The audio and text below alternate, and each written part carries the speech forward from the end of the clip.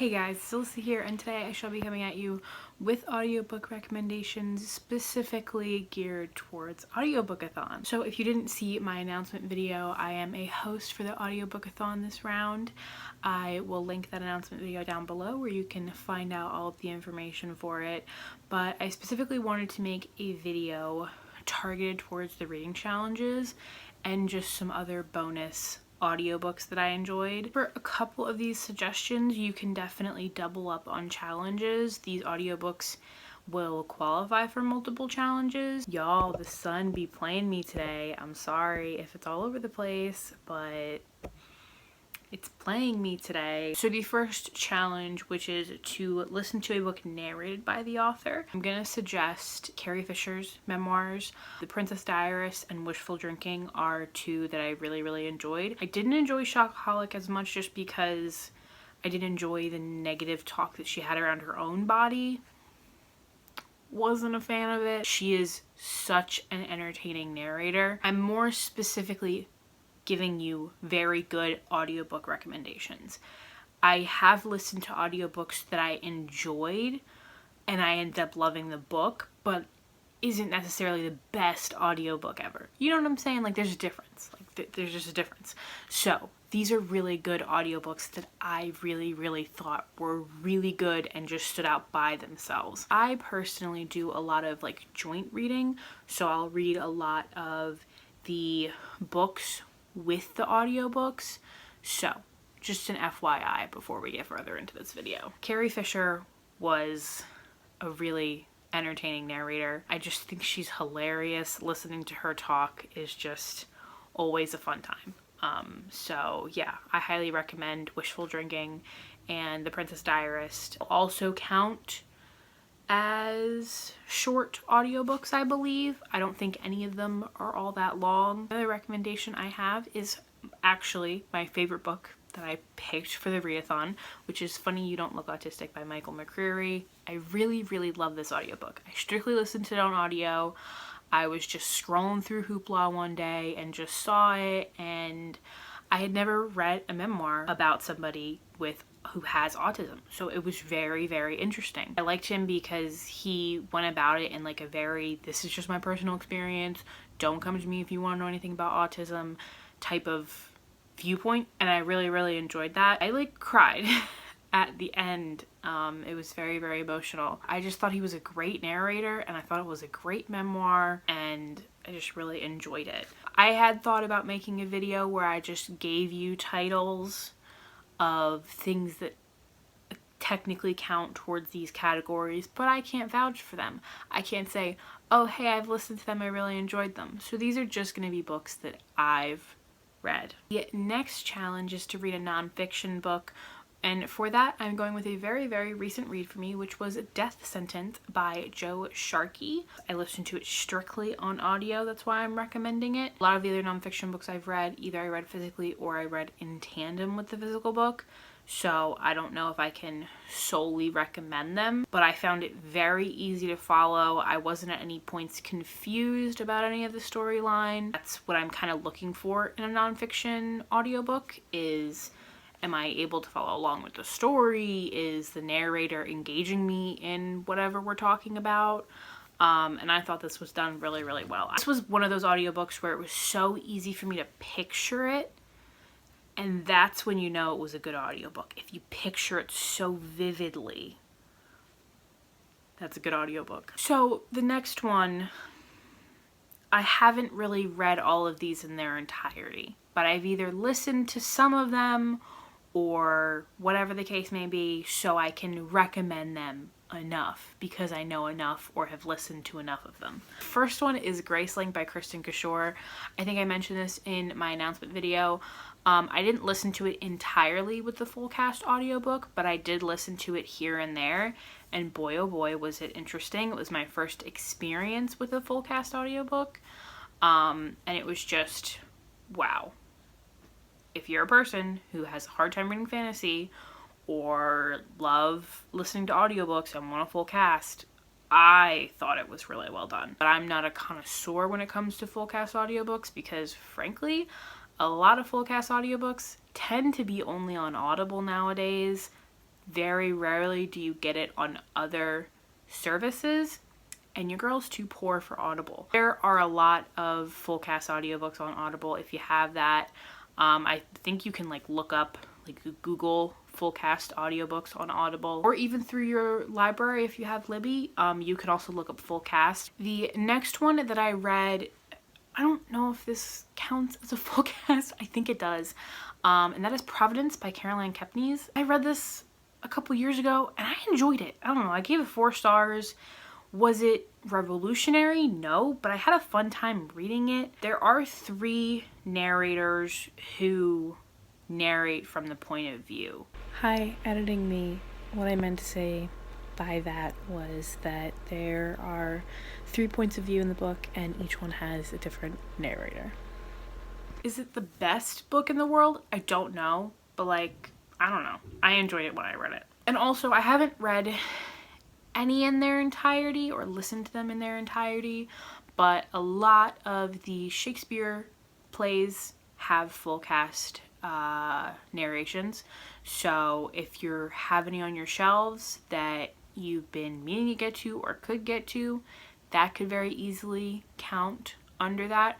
Also, a lot of them aren't very long, so maybe some of them could double up as the short audiobook challenge. The next challenge, which is to listen to a short audiobook. The first one I'm gonna go with is Good Morning, Good Night by Lin-Manuel Miranda. I listened to this, I didn't read it physically, and it was just the greatest little pick-me-up I needed. This also could count as the challenge of listening to a book narrated by its author. I thought for what it was highly enjoyable, made me smile, put me in a good mood, and was just a short little book that I needed. Next book is way different, total like 180 from the previous book, and that is The Test by Sylvain Neuvel. Wow, was this intense? This is a book, I think it's like futuristic based, like based in the future, and it's about the immigration process in the UK,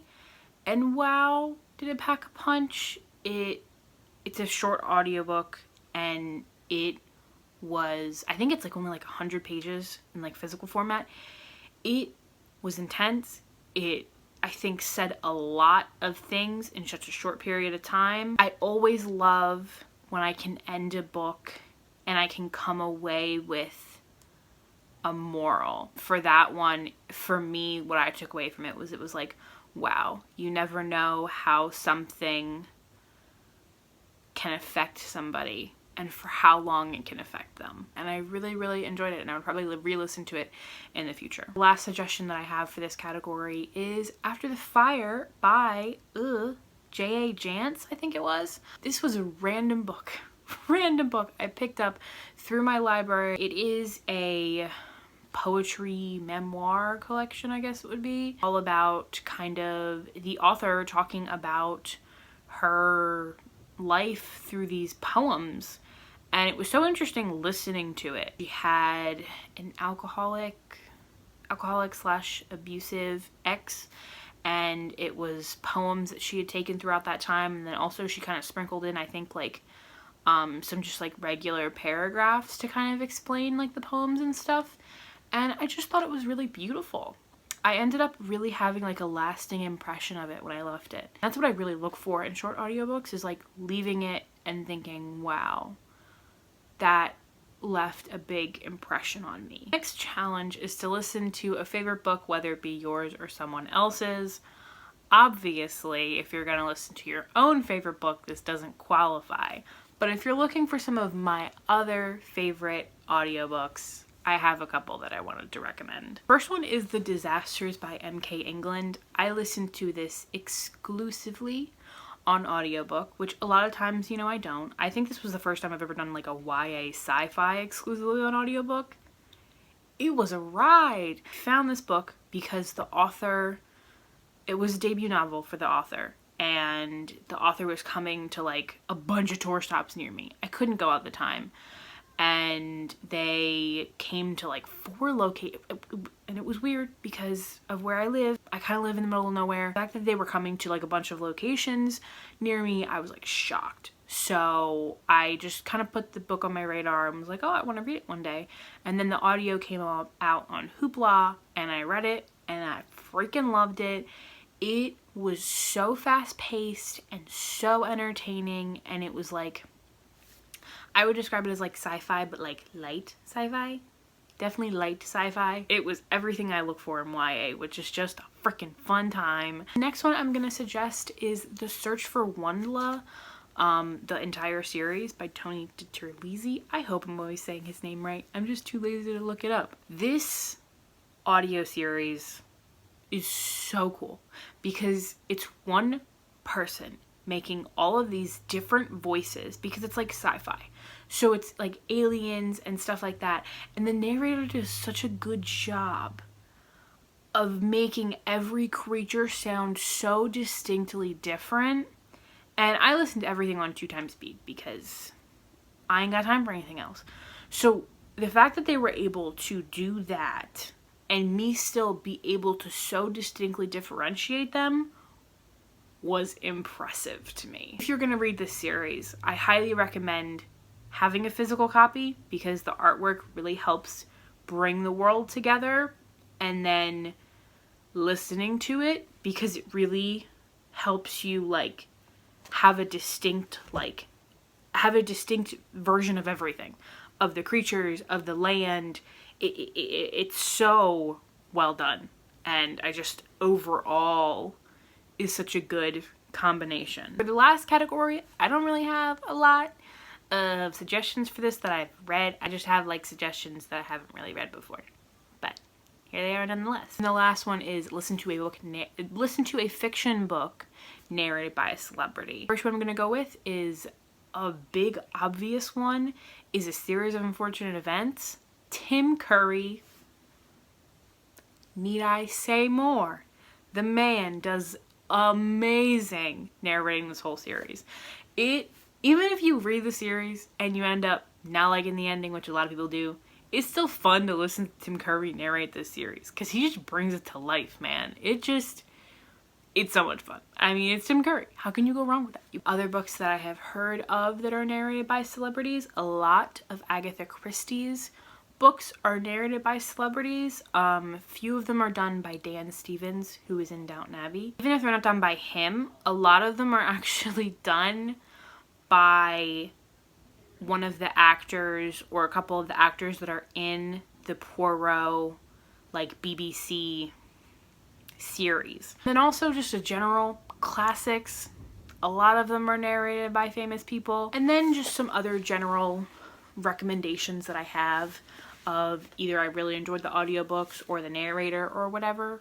Here they are. The first one is My Lovely Wife by Samantha Downing. I love this audiobook. I love it. I only read it on audiobook, and it was one of my favorite books last year, so if that gives you any indication. Next one is, I know this is like the series as a narrator in general, so I'm gonna suggest a series, but I only listened to the last book, which was still amazing, and that was the Lunar Chronicles series by Marissa Meyer.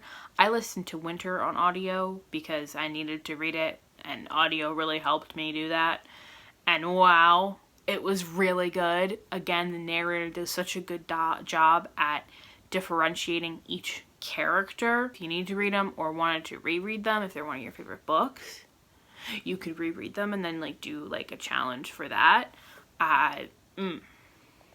Very good. Last one is going to be a narrator recommendation. I forget her name, but the narrator that always does all of Ruth Ware's books.